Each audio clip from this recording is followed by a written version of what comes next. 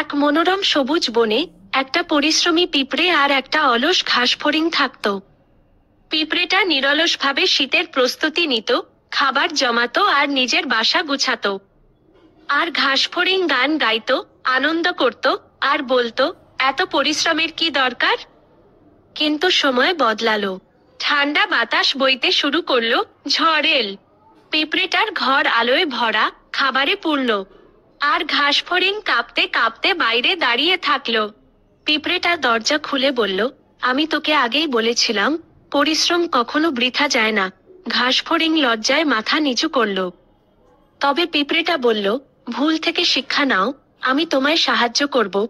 ঘাসফড়িং কৃতজ্ঞতার সাথে ভিতরে ঢুকলো, আর শীতের রাতগুলো ওদের বন্ধুত্বের নতুন অধ্যায়ের সাক্ষী হলো।